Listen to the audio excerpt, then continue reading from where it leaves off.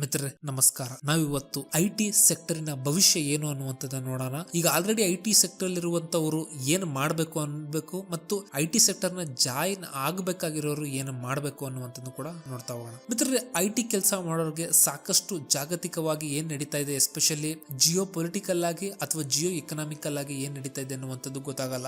ಒಂದು ಉದಾಹರಣೆ ಕೊಡ್ಬೇಕಂತ ಹೇಳಿದ್ರೆ, ಮೊನ್ನೆ ತಾನೇ ಟ್ಯಾರಿಫ್ ಅನ್ನ ಟ್ರಂಪ್ ಅವರು ಭಾರತದ ಮೇಲೆ ಹಾಕಿದಾಗ ನಮ್ಮ ಕ್ಲಾತಿಂಗ್ ಇಂಡಸ್ಟ್ರಿ ಮತ್ತು ಜ್ಯುವೆಲರಿ ಇಂಡಸ್ಟ್ರಿ ಮೇಲೆ ಬಹಳ ಹೊಡೆತ ಬಿತ್ತು. ಸೊ ಈ ರೀತಿಯಾಗಿ ಸಾಕಷ್ಟು ಜನಕ್ಕೆ ಜಿಯೋ ಪಾಲಿಟಿಕ್ಸ್ ಗೊತ್ತಿಲ್ಲ. ಬಟ್ ಈಗ ನಾವು ಇಡೀ ಪ್ರಪಂಚವನ್ನು ನಡೆಸುವಂತಹ ಮಹಾಶಕ್ತಿಗಳು ಸಾಫ್ಟ್ವೇರ್ ಇಂಡಸ್ಟ್ರಿ ಮೇಲೆ ಯಾವ ಒಂದು ಐಡಿಯಾವನ್ನ ರೂಪಿಸ್ಕೊಂಡಿದ್ದಾವೆ ಅನ್ನುವಂಥದ್ದನ್ನ ನೋಡ್ತಾ ಹೋಗೋಣ. ಮಿತ್ರರೇ, ಮೊದಲನೇದಾಗಿ ಹೇಳ್ಬೇಕಂತ ಹೇಳಿದ್ರೆ, ಇತ್ತೀಚೆಗೆ ಅಮೆರಿಕದಿಂದ ಒಂದು 2-3 ಎಚ್ಚರಿಕೆಗಳು ಸಾಫ್ಟ್ವೇರ್ ವಿಷಯದಲ್ಲಿ ಬಂದ್ವು. ಮೊದಲನೇದಾಗಿ ಮೇಕ್ ಇನ್ ಅಮೆರಿಕಾ. ಕೆಲವೊಂದಿಷ್ಟು ಅಮೆರಿಕದ ನಾಯಕರುಗಳು ಏನ್ ಹೇಳಿದ್ರು ಅಂತ ಹೇಳಿದ್ರೆ, ಭಾರತಕ್ಕೆ ಅಥವಾ ಬೇರೆ ದೇಶಗಳಿಗೆ ಯಾಕೆ ನಾವು ಔಟ್ ಸೋರ್ಸಿಂಗ್ ಕೊಡಬೇಕು, ಅಮೆರಿಕದಲ್ಲೇ ಮಾಡಬಾರ್ದು ಇದನ್ನ ಅನ್ನುವಂತಹ ಒಂದಿಷ್ಟು ಮಾತುಕತೆಗಳನ್ನ ಆಡಿದವೆ. ಇದರ ಅರ್ಥ ಏನಂತ ಹೇಳಿದ್ರೆ, ಭಾರತದಲ್ಲಿ ಎಸ್ಪೆಷಲಿ ಈ ಸರ್ವಿಸ್ ಓರಿಯೆಂಟೆಡ್ ಪಾಶ್ಚಿಮಾತ್ಯ ಕಂಟ್ರಿಗಳಿಗೆ ಯಾರು ಸರ್ವಿಸ್ ಓರಿಯೆಂಟೇಷನ್ ಕೊಡ್ತಾರೆ ಅವರ ಜಾಬ್ ಗಳಲ್ಲಿ ಡ್ರಾಸ್ಟಿಕಲ್ ಕಟ್ಸ್ ಗಳನ್ನ ಬರ್ತವೆ. ಇನ್ನು ಎರಡನೇದಾಗಿ ನಾನು ಆಗ್ಲೇ ಹೇಳಿದಾಗೆ, ಇಡೀ ಪ್ರಪಂಚವನ್ನು ನಡೆಸುವಂತಹ ಮಹಾಶಕ್ತಿಗಳು ಜಾಬ್ ಕಟ್ಟಿಂಗ್ ಅನ್ನ ಮಾಡೋದಕ್ಕೆ ಹೊರಟಿದ್ದಾವೆ. ಈ ಜಾಬ್ ಕಟ್ಟಿಂಗ್ ಗೆ ಒಂದು ಮಕವಾಡವನ್ನ ಕೊಟ್ಟಿದ್ದಾರೆ. ಆ ಮಕವಾಡದ ಹೆಸರೇನು ಅಂತ ಹೇಳಿದ್ರೆ ಆರ್ಟಿಫಿಷಿಯಲ್ ಇಂಟೆಲಿಜೆನ್ಸ್. ಇತ್ತೀಚೆಗೆ ಎಲ್ಲರೂ ಹೇಳಿರ್ತಾರೆ, ನೀವು ಕೇಳಿರ್ತೀರಾ,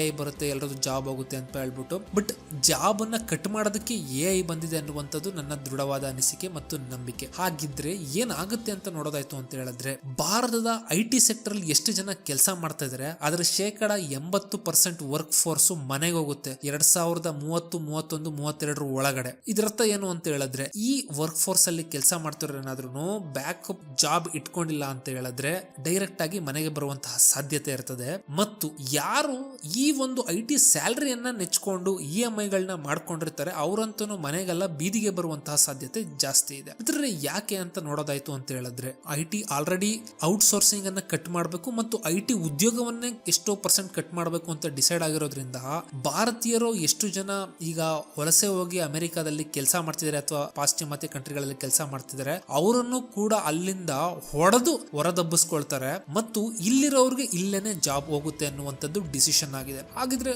ಒಂದು ಬೆಸ್ಟ್ ಆಪರ್ಚುನಿಟಿ ಈಗ ಏನ್ ಮಾಡಬಹುದು ಅಂತ ಹೇಳಿದ್ರೆ, ಇವತ್ತಿಂದನೇ ಪ್ಲಾನ್ ಮಾಡ್ತು ಅಂತ ಹೇಳಿದ್ರೆ, ಆಲ್ರೆಡಿ ಐಟಿ ಸೆಕ್ಟರ್ ಅಲ್ಲಿ ಇರುವವರು ನೆಕ್ಸ್ಟ್ 5 ಇಯರ್ ಗೆ ಬರುವಂತಹ ಒಂದು ದೊಡ್ಡ ಎಕನಾಮಿಕ್ ಶಾಕ್ ಅನ್ನ ಅವರು ಅಬ್ಸರ್ವ್ ಮಾಡ್ಕೊಳ್ಳುವಂತಹ ಕೆಪಾಸಿಟಿ ಬರ್ತದೆ. ಉದಾಹರಣೆಗೆ, ಅವರ ಒಂದು ಫ್ಯಾಮಿಲಿ ಸ್ಕಿಲ್ ಏನಿರುತ್ತೆ, ಮೋಸ್ಟ್ ಆಫ್ ದ ಫ್ಯಾಮಿಲಿಯಲ್ಲಿ ಒಂದಿಷ್ಟು ಸ್ಕಿಲ್ ಗಳಿರ್ತವೆ. ಆ ಒಂದಿಷ್ಟು ಸ್ಕಿಲ್ ಗಳನ್ನ ಕಲಿಯೋದು ಅವರು ಒಳ್ಳೇದು, ಅಥವಾ ಫ್ಯಾಮಿಲಿ ಬಿಸ್ನೆಸ್ ನ ಕಂಟಿನ್ಯೂ ಮಾಡೋದು ಒಳ್ಳೇದು. ಏನೂ ಗೊತ್ತಿಲ್ಲ ಅಂತ ಹೇಳಿದ್ರೆ ಈಗ್ಲಿಂದನೇ ಅಟ್ಲೀಸ್ಟ್ ಅಗ್ರಿಕಲ್ಚರ್ ಬಗ್ಗೆ ತಿಳ್ಕೊಂಡು ಅವರು ಏನನ್ನ ಇಷ್ಟ ದಿನ ದುಡಿದಿದ್ದಾರೆ ಆ ದುಡ್ಡಿನಿಂದ ಒಂದು ಅಗ್ರಿಕಲ್ಚರ್ ಲ್ಯಾಂಡ್ ಅನ್ನ ತೆಗೆದುಕೊಂಡು ಅದಕ್ಕೆ ಸಂಬಂಧಪಟ್ಟಂತೆ ಮಾಡ್ತು ಅಂತ ಹೇಳಿದ್ರೆ ಬೆಲೆ ಬರ್ತದೆ. ಅಟ್ಲೀಸ್ಟ್ ಆರ್ಗ್ಯಾನಿಕ್ ಫಾರ್ಮಿಂಗ್ ಅಥವಾ ಆರ್ಗ್ಯಾನಿಕ್ ಫಾರ್ಮಿಂಗ್ ಗೆ ಬೇಕಾಗುವಂತಹ ವಸ್ತುಗಳು, ಈ ರೀತಿಯಾದದನ್ನ ಅವರು ಒಂದು ಪರ್ಯಾಯವಾದ ಕೆರಿಯರ್ ನ ಯೋಚನೆ ಮಾಡಲೇಬೇಕಾಗುತ್ತೆ. ಇಲ್ಲ ಅಂತ ಹೇಳಿದ್ರೆ ಮುಂದೆ ಬರುವಂತಹ ಆರ್ಥಿಕ ಶಾಕ್ ಅನ್ನ ಅವ್ರ ಕೈಲಿ ತಡ್ಕೊಳಕ್ಕಾಗೋದಿಲ್ಲ. ಮಿತ್ರರೇ, ಇನ್ನ ಎರಡನೇದಾಗ ಹೇಳ್ಬೇಕಂತ ಹೇಳಿದ್ರೆ, ಈಗ ಜಾಯಿನ್ ಆಗ್ಬೇಕು ಅಂತ ಅನ್ಕೊಂಡಿರೋರಿಗೆ ಐಟಿಯಲ್ಲಿ especially one of the worst timing ಅಂತ ಕೂಡ ಹೇಳ್ಬೋದು. ಯಾಕೆ ಅಂತ ಹೇಳ್ಕೊಂಡ್ರೆ, ಅವರು ಈಗ ಜಾಯಿನ್ ಆಯ್ತು ಅಂತ ಹೇಳಿದ್ರೆ ಇನ್ನೊಂದು 4 ವರ್ಷಕ್ಕೆ ಎಕ್ಸಾಕ್ಟ್ ಆಗಿ ಪಾಸ್ ಔಟ್ ಆಗ್ತಾರೆ. ಆಗ ಆ ಕಡೆ ಜಾಬು ಇರಲ್ಲ, ಈ ಕಡೆ ಕೈಯಲ್ಲಿ ವೇಸ್ಟ್ ಡಿಗ್ರಿ ಇರ್ತದೆ. Especially IT